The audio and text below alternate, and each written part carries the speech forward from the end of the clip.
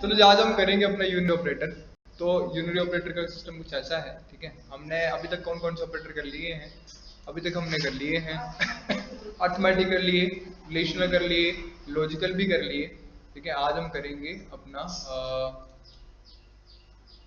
Check करने देगा बस, अर्थमेटिक हो गया, रिलेशन हो गया, लॉजिकल हो गया। आज हम करेंगे अपना यूनिट ऑपरेटर, ठीक है। देखो यूनिट ऑपरेटर का मतलब जो होता है ना कि ये हमेशा डील करता है सिंगल वेरिएबल के साथ, ठीक है। याद रखना इसको कि डील करता है हमेशा सिंगल वेरिएबल के साथ, सिंगल वेरिएबल, ठीक है। यूनिट ऑपरेटर अभी यूनिट ऑपरेटर के टाइप कौन कौन से आप देख लो यहाँ पे।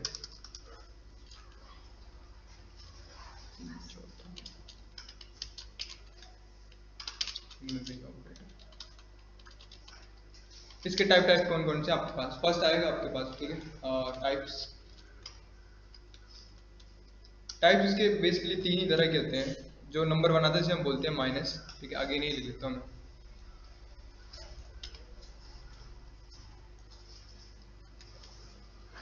छोटा सा कॉन्सेप्ट है, कुछ भी नहीं ज्यादा, ठीक है।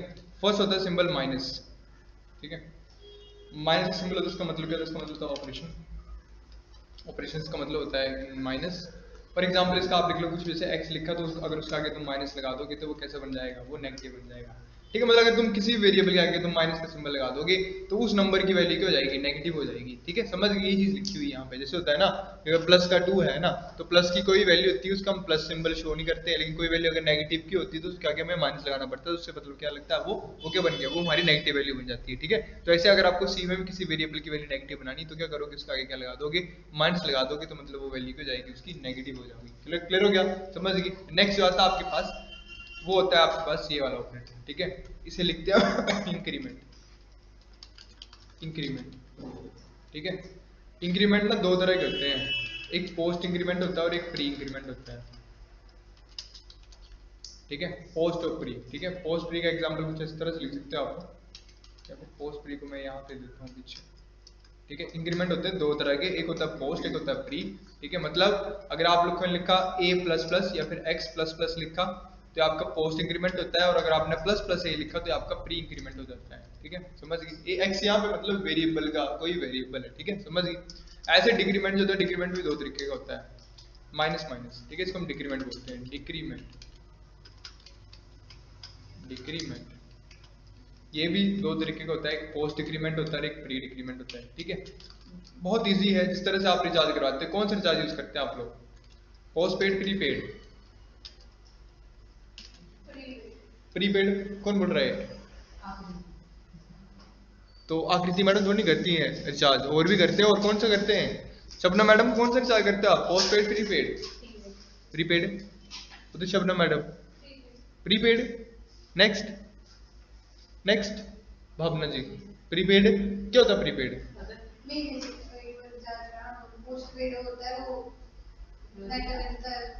अच्छा,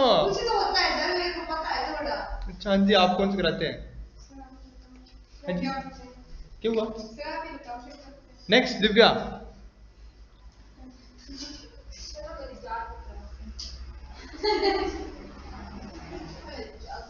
देखो ना, पोस्ट पेड का मतलब क्या होता है, प्री पेड का मतलब क्या होता है? पोस्ट पेड का मतलब होता है, ठीक है, पोस्ट पेड का मतलब होता है कि पहले इस्तेमाल करो फिर पैसे भरो, वो होता है पोस्ट पेड। प्री पेड होता है कि पहले पैसे भरो फिर इस्तेमाल करो,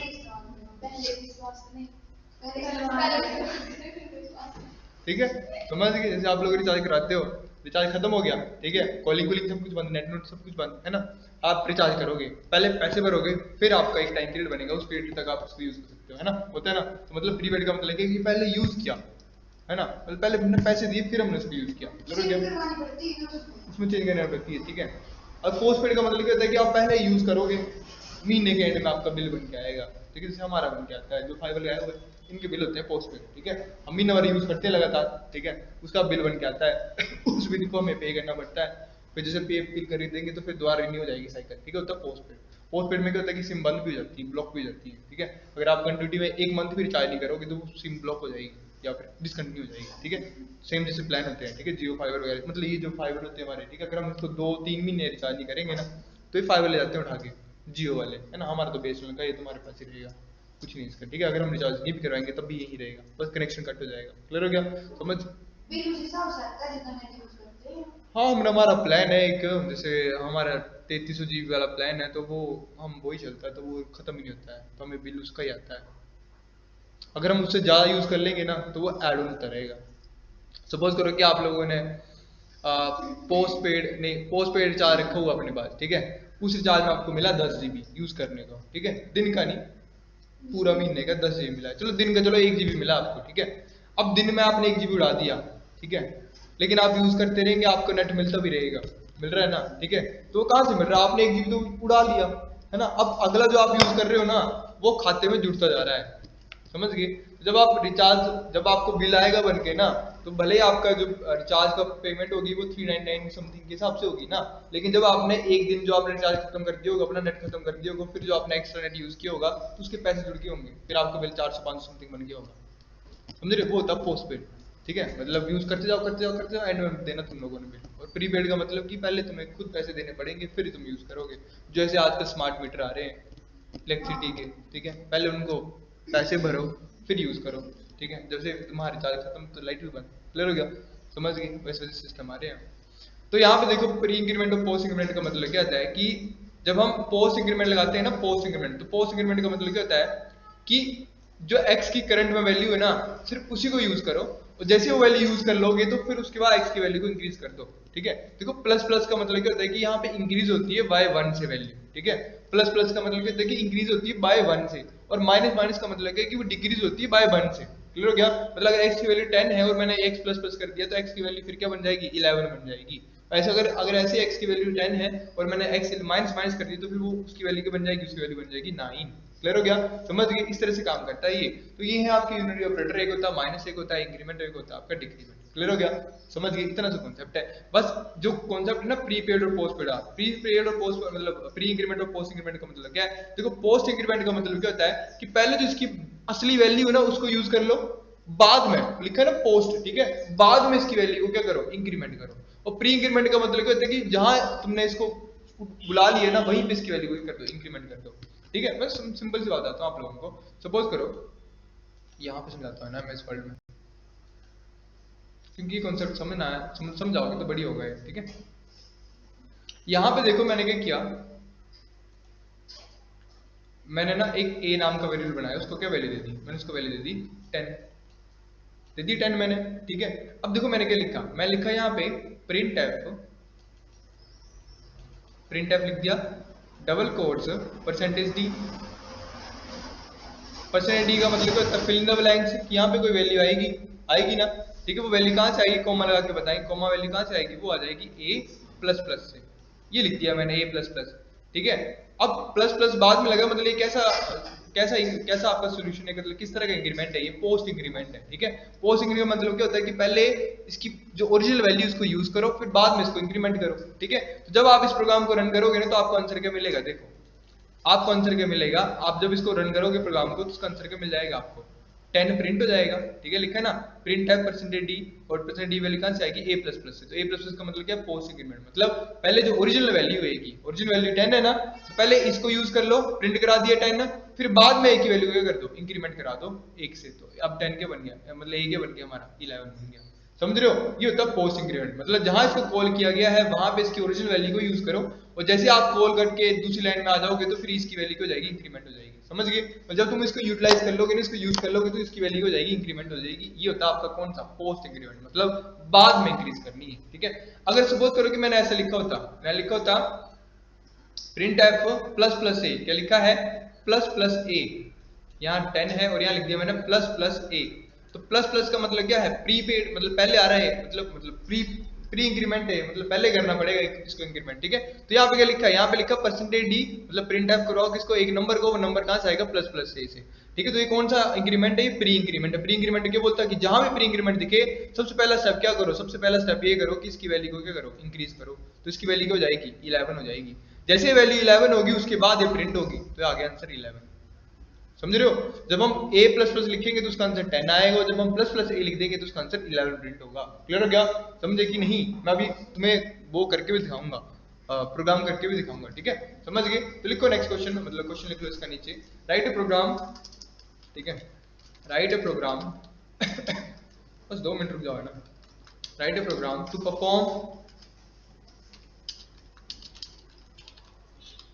परफॉर्म यूनरी ऑपरेटर्स।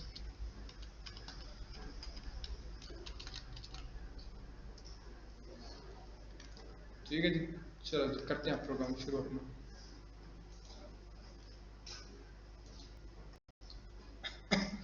यहाँ जाएगा turbo C++,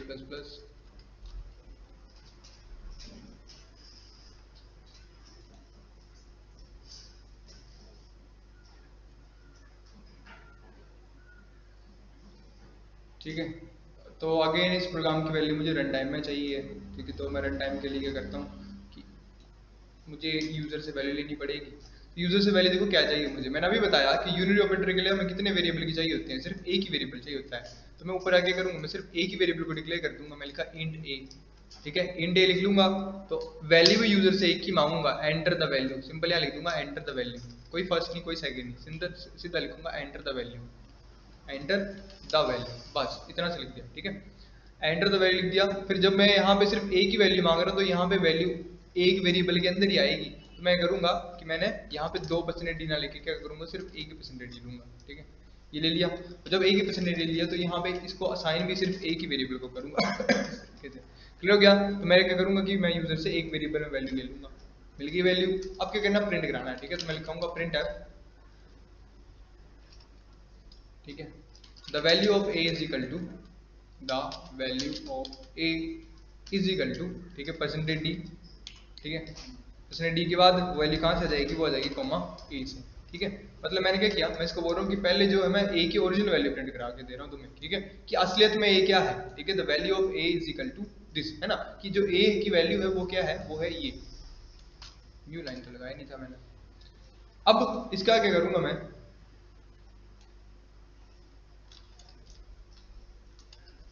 control insert, shift insert, ठीक है। इसका क्या करूंगा, the value of A after post increment, ठीक है, after post increment, after post नहीं नहीं, the value of A after using, अच्छा माइनस लगाएंगे, माइनस लगाया तो फिर ये पहले हो जाएगा, ठीक है। The value of A after post increment, post increment, ठीक है। परसेंटेज डी से वैल्यू आएगी, और पोस्ट इंक्रीमेंट के लिए हम किसका यूज करते हैं, ए प्लस प्लस का, ठीक है। ए प्लस प्लस लगा दिया, कंट्रोल इंसर्ट कर दिया, एंड में आगे, और सेम चीज दोबारा प्रिंट कर दूंगा, किसके लिए, प्री इंक्रीमेंट के लिए after pre increment. Pre increment के लिए क्या करना पड़ता है, हमें प्लस प्लस ए लगाना पड़ता है, ठीक है। तो मैं लिख दूंगा प्लस प्लस ए, और आगे का ई वाला हटा दूंगा, ठीक है। अब ऐसे ही आपके पास क्या जाएगा, ऐसे ही आप लोग क्या करोगे, आप यहाँ पे यूज कर लो डिक्रीमेंट का भी, the value of A after post, नहीं प्री डिक्रीमेंट कर दो, पोस्ट डिक्रीमेंट ही करो, पोस्ट डिक्रीमेंट। तो पोस्ट डिक्रीमेंट का मतलब क्या होता है कि ए माइनस माइनस हो जाएगा, ठीक है। आंसर चेक करना बस आप लोगों ने, और कुछ भी नहीं है। उसके बाद क्या करोगे आप, प्री इंक्रीमेंट, प्री डिक्रीमेंट करोगे, ठीक है। ध्यान देना कॉन्सेप्ट है, प्री डिक्रीमेंट। प्री डिक्रीमेंट के लिए हम क्या लगाएंगे, माइनस माइनस ए, ठीक है। ये हो गया, इतना सा काम करके मैं इसको सेव कर लेता हूँ, ठीक है। अब चेक करना जरा, आप लोगों ने कॉपी सामने रखनी है अपने, ठीक है। कंट्रोल F9 करें, कोई एरर नहीं है।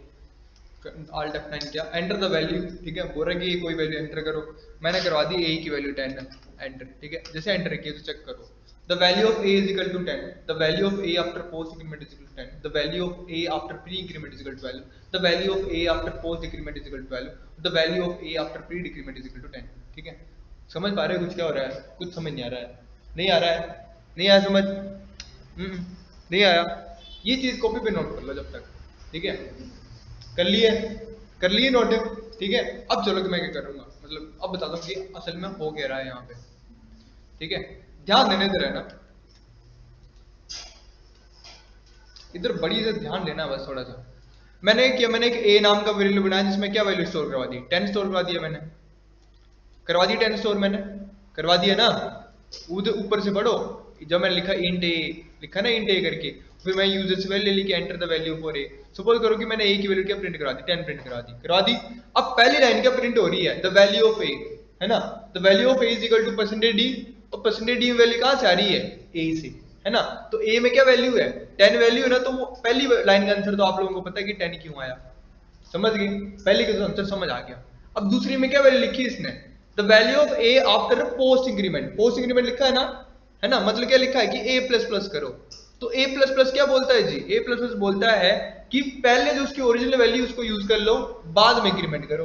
तो ए की ओरिजिनल वैल्यू क्या है अभी 10, तो यहाँ पे 10 ही जो था वो प्रिंट हो गया, और जैसे ही अगली लाइन में गया, अगली लाइन के लिए चेक करने गया, तो ए की वैल्यू क्या चेंज होगी 11, समझ गए। ये क्या था, ये हुआ आपका पोस्ट इंक्रीमेंट, हो गया।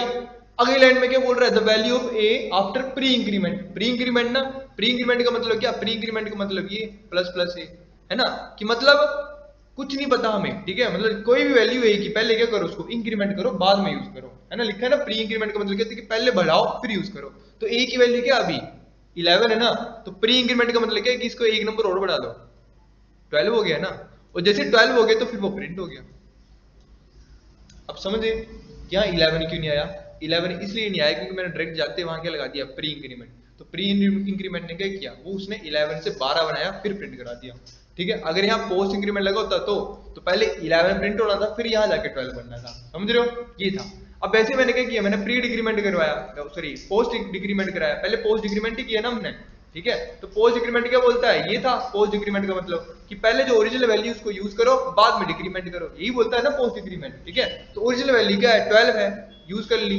फिर क्या हो रहा है कि जैसे आप अगली लाइन में आओगे तो जो 12 होगा उससे एक माइनस हो गया होगा, तो अब मेरा 12 कितना बन गया, अब मेरा ए कितना बन गया 11, समझ रहे हो कि नहीं, कुछ पल्ले नहीं पड़ रहा है कि, तो बोल दो कितना बन गए 11, ठीक है।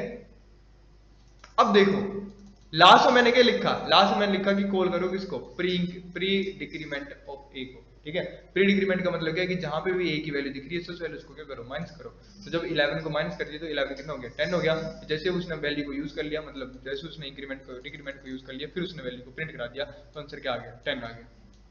अब समझ पाए कि यहाँ 11 की कहानी क्यों नहीं आई, ठीक है, क्योंकि हर बार हमने pre increment post increment pre increment post increment लगा के हमने उसको यूज कर लिया। क्लियर हो गया, समझ गए, समझे कि नहीं, दोबारा पूछ रहा हूँ समझे कि नहीं, फिर मैं टेस्ट ले लूंगा बाय चांस, तो आज नहीं किसी दिन।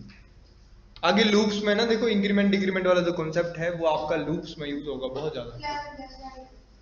11 कैसे आएगा 11 आएगा ऐसे, लो मैं बताता हूँ, ये आ गया हम इधर, ठीक है। 11 आएगा कुछ इस तरह से, चलो जी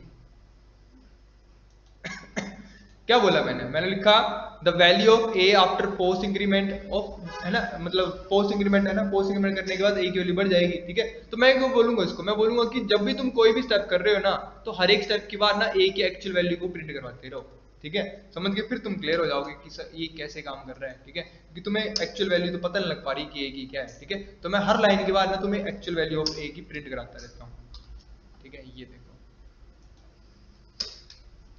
ये देखो, अब हम इसको सक्सेस करते हैं, मतलब रन करके देखते हैं, एरर तो नहीं, कोई एरर नहीं, सक्सेस। अब देखो यहाँ पे the value of A is equal to 20, ठीक है। तो देखो पहले क्या बोला इसने, द वैल्यू ऑफ ए कितनी है, ए की वैल्यू 20 है, समझ गए, सीधी डायरेक्ट इसने प्रिंट करा दी। फिर क्या बोला इसने, बोला the value of A after post increment, बोले कि पोस्ट इंक्रीमेंट के बाद वैल्यू ऑफ ए की क्या है 20 बता रहा है। अब 20 कैसे बता रहा है, क्योंकि पोस्ट इंक्रीमेंट क्या करता है, ए प्लस प्लस करता है, मतलब पहले पुरानी वैल्यू को यूज करेगा, और देखो जैसे उसने 20 प्रिंट करा दिया ना, तो नीचे ए की वैल्यू क्या प्रिंट होगी 21 होगी ना, 21 प्रिंट, समझ रहे हो। अच्छा रुक जाओ, तुम्हें मैंने 10-11 से समझाया तो 10-11 से समझो, ये लो समझे। अब the value of A is equal to 10 actually print होगी। फिर पोस्ट इंक्रीमेंट में क्या बोलता है कि पहले पुरानी वैल्यू को यूज करो, फिर जैसे वो पुरानी वैल्यू यूज कर लोगे उसको बढ़ा दो, ठीक है। तो उसने पुरानी वैल्यू 10 प्रिंट करा दी, फिर उसने इसको 1 बढ़ा दिया होगा, जैसे ए बढ़ा दिया तो फिर मैंने बोला कि मेरे को ए की एक्चुअल वैल्यू बता दो, तो उसने ए की वैल्यू बता दी कि अब ए कितना जी 12 है, ठीक है। फिर मैंने बोला कि अच्छा 11 सॉरी, तो फिर मैंने बोला कि अच्छा इसी 11 को क्या करो प्री इंक्रीमेंट लगा दो। प्री इंक्रीमेंट क्या करता है कि जो भी उसकी ए की ओरिजिनल वैल्यू उसमें वो तुरंत ही 1 बढ़ा देता है फिर प्रिंट कराता है, ठीक है। तो उसने तुरंत ही 11 में 1 ऐड कर दिया तो मेरा ए क्या बन गया 12 बन गया, और नीचे भी ए की ओरिजिनल वैल्यू क्या प्रिंट होगी 12 ही प्रिंट होगी। ठीक है, फिर क्योंकि मैंने पोस्ट डिक्रीमेंट किया, पोस्ट डिक्रीमेंट का मतलब क्या होता है कि पहले जो ओरिजिनल वैल्यू उसको यूज करो फिर परफॉर्म्स करो, है ना, डिक्रीमेंट को। तो ओरिजिनल वैल्यू ए की 12 थी, और फिर जैसे वो उसने लाइन प्रिंट करा दी तो उसके बाद उसने क्या किया, ए की वैल्यू का क्या प्रिंट करा दिया 11 प्रिंट करा दिया। ठीक है, समझ गए। और फिर क्या था प्री डिक्रीमेंट, तो प्री डिक्रीमेंट का मतलब क्या है कि सबसे पहले ऑपरेशन परफॉर्म करो उसके बाद ए की वैल्यू को प्रिंट करो। ठीक है, तो 11 से 10 बन गया, समझ रहे हो। अब हर एक स्टेप में तुम्हारी सारी वैल्यूज आती रही। क्लियर हुआ? ठीक है, हो जाएगा क्लियर, कुछ नहीं है। ठीक है, कोडिंग है थोड़ी डिफिकल्ट होती है लेकिन हो जाएगी, बहुत इजी होती है। मतलब डिपेंड करेगा, अगर तुम लोग टफ समझोगे तो टफ लगेगी और इजी समझोगे तो इजी लगेगी। क्लियर हो गया? इनफ है आज के लिए, आवाज नहीं, चलो आगे और कर लेते हैं। ठीक है, नेक्स्ट टॉपिक करो, नेक्स्ट टॉपिक करो। अब नहीं भाई, मैंने टाइम दिया था ना, मैंने पूछा इनफ है, कोई भी नहीं बोला, तो एक से थोड़ी होता है। ठीक है नहीं, हम तो बोल ही नहीं सकते। ठीक है, ठीक है, मैंने एक बार पूछा है ना, मैंने बोला इनफ है, कोई भी नहीं बोला। नेक्स्ट टॉपिक लिखो। एक इंसान। कौन इंसान? मैं नहीं, मैंने सुना नहीं। नेक्स्ट लिखो, नेक्स्ट टॉपिक है आपका बिटवाइज ऑपरेटर, है ना, लिखो बिटवाइज शिफ्ट ऑपरेटर लिखना। सी सी